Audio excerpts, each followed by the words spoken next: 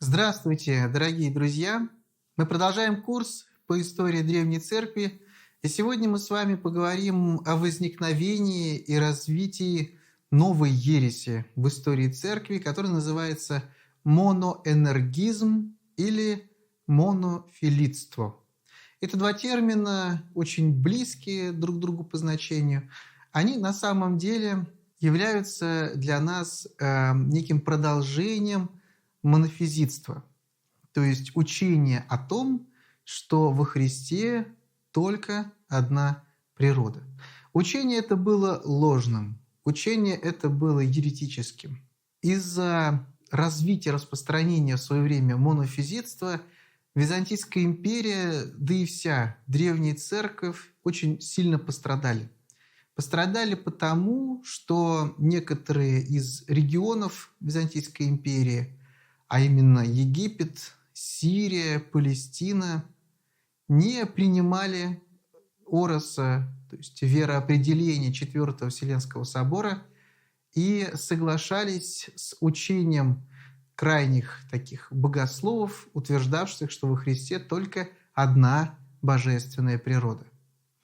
Эти разделения были настолько катастрофичными для Византийской империи, что императоры принимали в качестве основной своей задачи в деятельности внутриполитической примирение с монофизитской ересью. Примирение, конечно, не из принципов уступки этой ереси, а из принципов согласования ее и некоего такого примирения на правах православной стороны. Православное учение о соединении во Христе двух природ в то время заметным образом не развивалось, оно сохранялось в той форме, которая была явлена нам в определении Четвертого Вселенского собора, а вот монофизиты все время искали каких-то новых границ, новых пределов, новых выражений своей мысли. И по сути моноэнергизм и монофилия стали последствием таких изысканий. Нельзя не отметить и тот факт, что императоры, особенно наиболее значимые, императоры сильные, конечно, видели в этом очень серьезную проблему для государства. Они видели, что монофизитство раскалывает государство, помогает и культивирует, помогает развиваться и культивирует в этих регионах, отдельных областях сепаратистские настроения. Это было крайне негативным фактором для развития государства, и поэтому императоры любой ценой, иногда даже во вред православному учению, либо издавали документы, указы, эдикты, которые так или иначе нивелировали усилия православного богословия, или же замалчивали его, тем самым шли на уступки представителям монофизитских течений. Этих течений со временем стало довольно много, и мы помним еще по эпохе Юстиниана Великого, что монофизитская партия довольно сильно разрослась. Монофизитство усилилось и в том числе получило свою собственную иерархию, которая уже не подчинялась православным епископам, а существовала сама по себе, закрыта в отдельности от православного клира. Это крайне негативно сказывалось и на внутренней жизни церкви в том числе.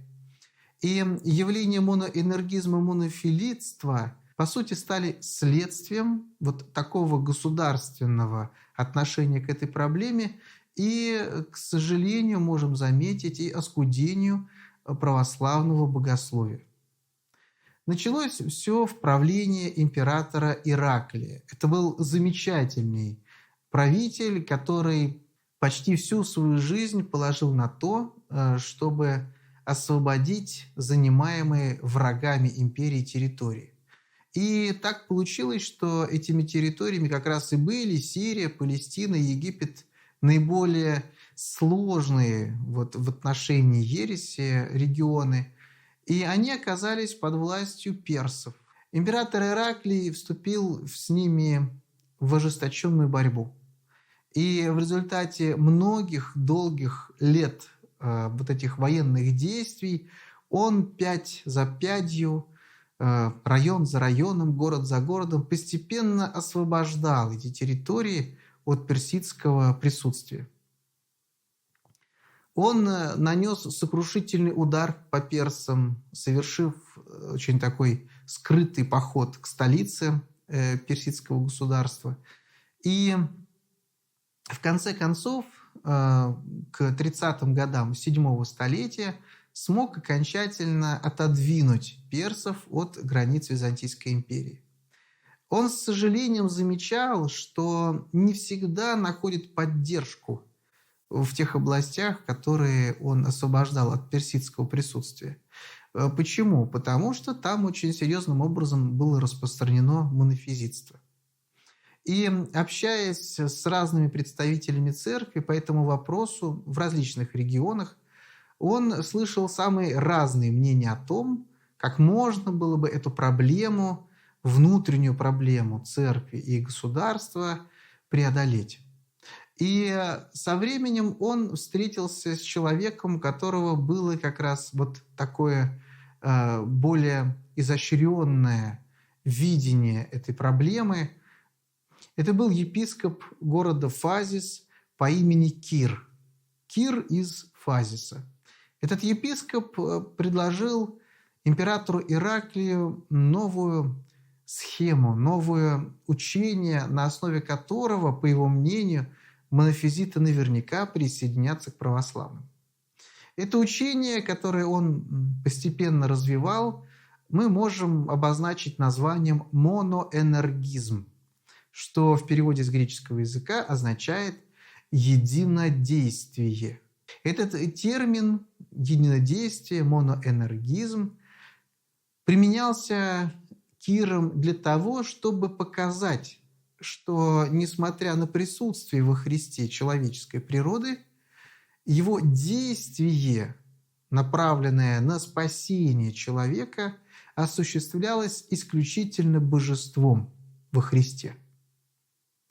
То есть он шел на некоторые уступки, как он полагал, монофизитам, и на некое даже пояснение той позиции, которую имеет православное богословие. Присутствие человечества он признавал безусловным, и это была уступка православию.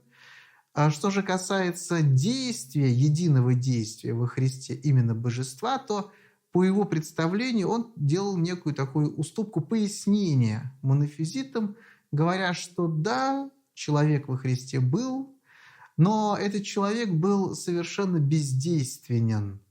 Это вот некая природа, пускай совершенно присутствующая, которая даже в какой-то степени была бременем, который вынужден был носить Христос. И в этом смысле человечество не совершало ничего, то есть не оскверняло своим действием никакого спасительного подвига Христа. Вот как это видел Кир из Фазиса. Эта идея чрезвычайно понравилась императору Ираклию. Он за нее зацепился, ухватился и стал думать о том, как бы можно было бы это применить в действительности в самых сложных регионах. Надо сказать, что сам император Ираклий не был, конечно, видным богословом, и в отличие от того же Юстиниана Великого, не обладал такой полнотой разного рода богословского, может быть, образования или подготовки, и поэтому он в этом не видел никакой сложности или проблемы, все звучало довольно гладко. Это и действительно для православного человека может звучать довольно гладко и понятно, и, может быть, даже люди, у которых нет еще образования, даже согласятся с этой позицией. Действительно, божество действует во Христе, божество спасает человека. Поэтому человеческая природа вот некая такая обуза для Христа, вынужденная, которую вот он якобы так вот носил. Вот. В действительности же император Ираклий мало разбирался в богословских вопросах, и поэтому перенаправил Кира к Константинопольскому патриарху, которым на тот момент был известный Сергий. Человек, который очень аккуратно отнесся вот к такому предложению, чтобы объединить две позиции, монофизическую и православную, на основе моноэнергизма. И он ответил Ираклию, что он не знает никакого учения, которое бы говорило о двух действиях, но не знает никакого учения и о том, что есть некое одно действие, хотя есть некие наметки, которые, как ему кажется, могут к этому привести. В действительности о действиях во Христе, одном ли или двух, об этом мало кто говорил, потому что это был новый уровень погружения в эту проблему. И поэтому у святых отцов сложно было бы найти такие цитаты. И единственное, за что действительно можно было бы уцепиться и Сергию, и Киру, так это мнение как раз Кирилла Александрийского о едином богомужном действии во Христе. Вот. Это действие с точки зрения моноэнергизма, оно вполне себе оправданное, единственно возможное, но вот с точки зрения православия мы должны это четко понимать. С точки зрения православия это не что иное, как та же монофизитская ересь, только в более таком тонком представлении, в более таком глубоком и акцентированном внимании на деталях соединения во Христе двух природ. И за этим, в общем-то, благочестивым стремлением говорить о божественном действии во Христе скрывается на самом деле то же самое монофизитство, только в более такой завуалированной форме. Потому что природы и божественной, и человеческой, будучи совершенными во Христе, естественно, обладали действием. Это их свойство. Энергия, действие есть свойство всякой природы. Ни одна природа не может не действовать.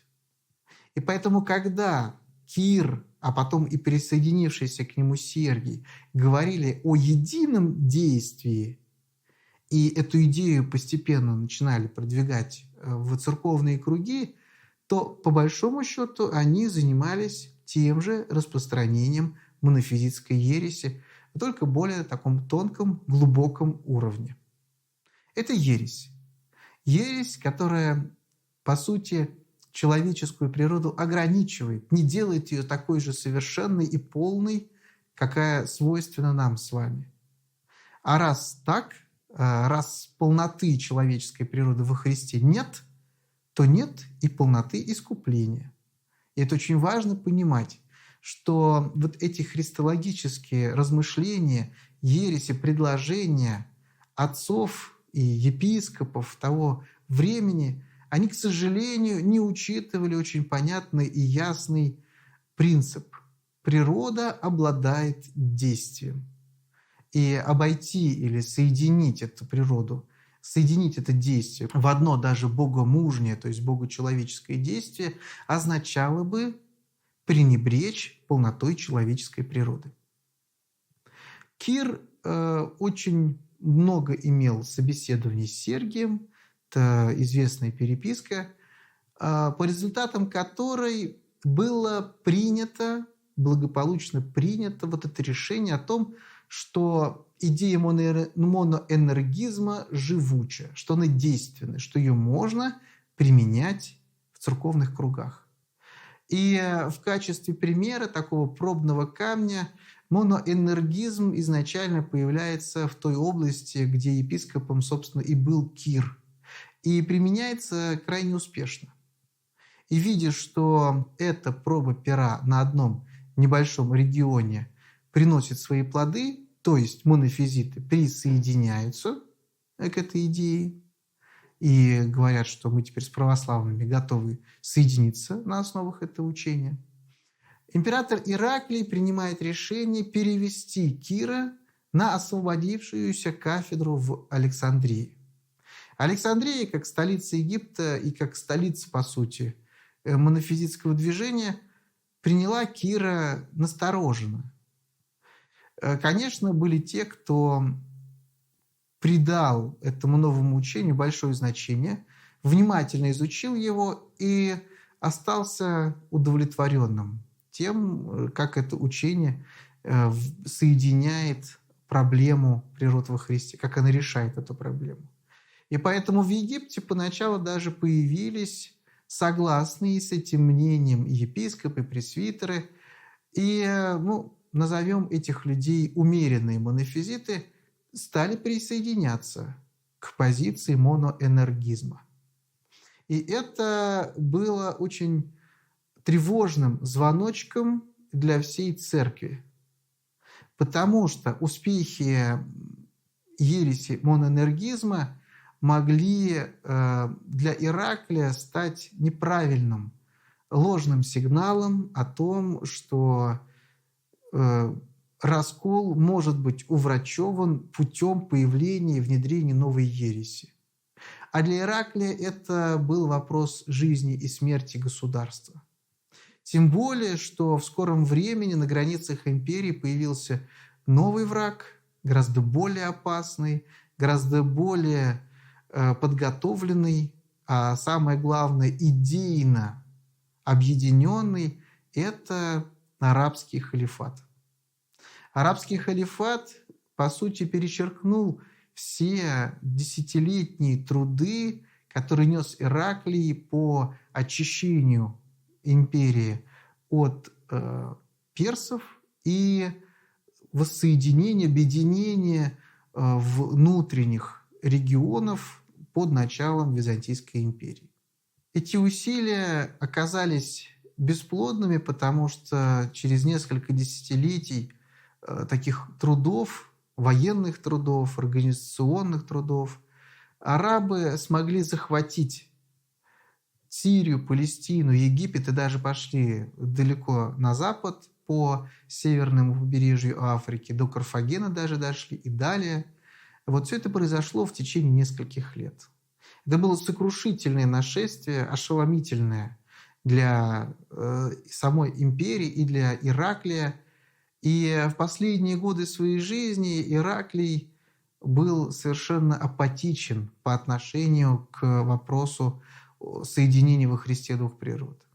Несмотря на то, что он активным образом начал эту идею развивать, конечный, финальный этап ее развития он уже встречал не столь восторженно и не столь заинтересованно.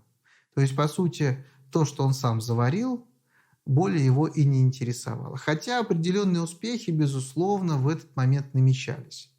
И патриарх Сергий совместно с патриархом Александрийским Киром рапортовали императору о том, что вот присоединилась очередная партия монофизитов, и среди них и духовенство, и что они признают моноэнергизм действительно объясняющий и во всем удовлетворяющей идеей. Хотя надо сказать, что крайние монофизиты относились к ней подозрительно и далеко держались от нее.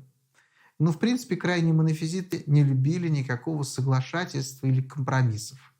Они были тверды и следовали в русле тех богословских тенденций, которые сами же и развивали. А вот что происходило в православной стороне, их мало интересовало. И постепенно складывалась не первый раз для церкви опасная ситуация, когда ересь постепенно охватывала новые и новые районы. И вот здесь мы не знаем, как бы сложилась дальнейшая история церкви. Но вот Господь оберегает ее, и в этот раз тоже послал одного человека.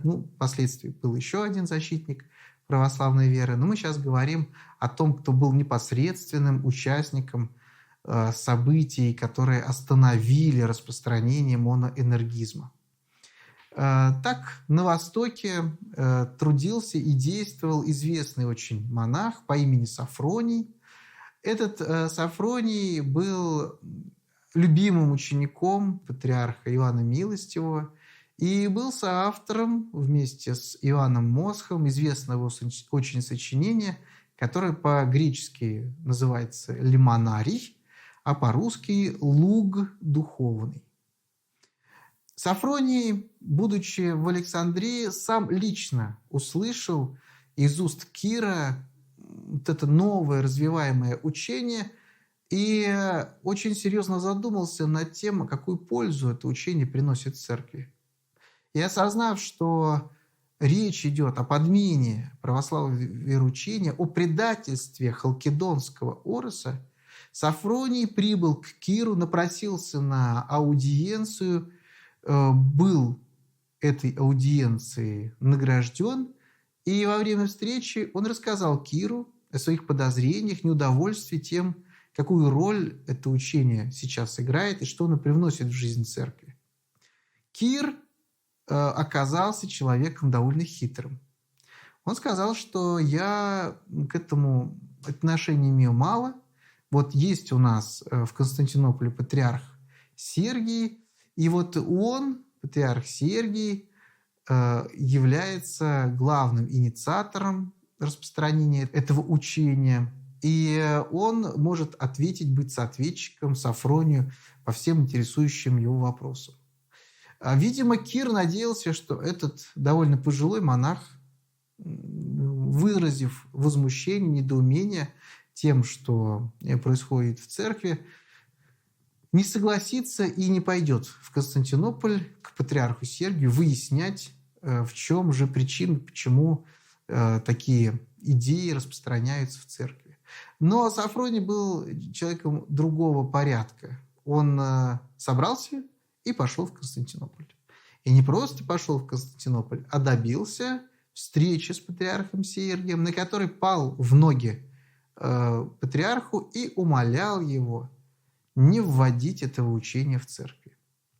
И вот здесь произошло нечто ужасное, потому что патриарх Сергий заверил Сафрония, что они разберутся, что он согласен с той озабоченностью, которую выражает Сафроний, и что он приложит все усилия для того, чтобы это недоразумение преодолеть.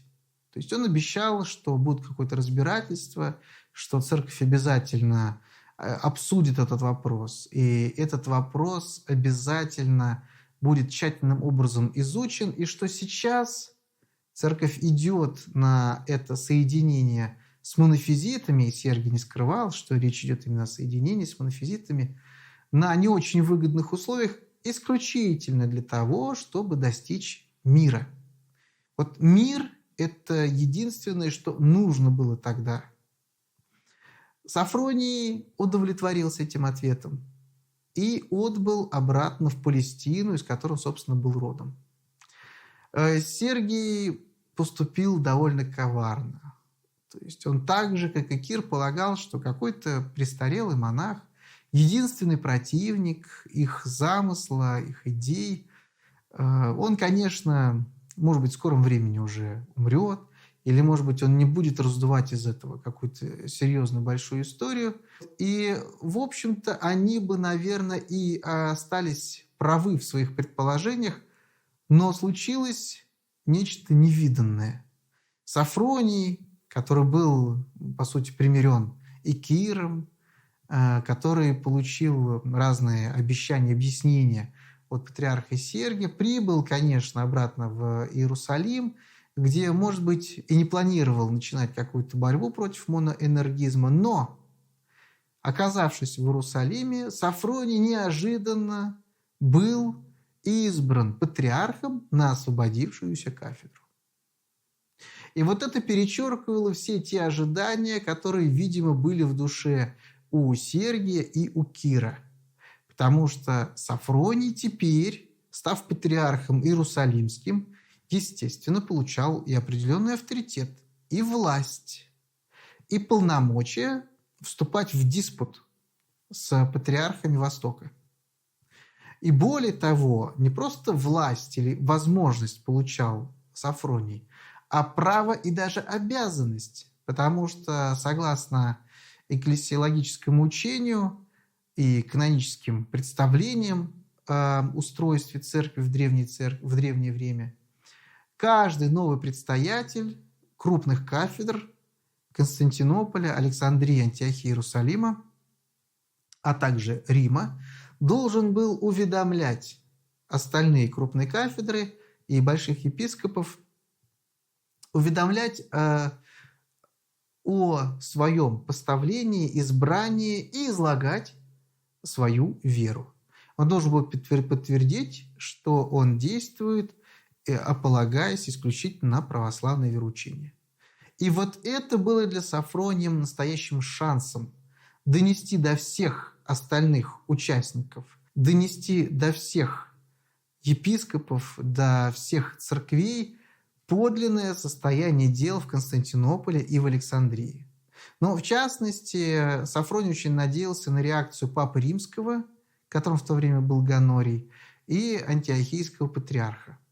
И поэтому Софроний после избрания и поставления на патриаршую кафедру в Иерусалиме, он собирает небольшой собор поместный, рассматривает вопрос учения моноэнергизма и, вынося решение на основании рассуждений собора, он составляет специальное послание, окружное послание, которое называется латинским словом «энциклика», и в нем излагает суть учения христианского о соединении во Христе двух природ и суть той проблемы, свидетелем которой он сам стал.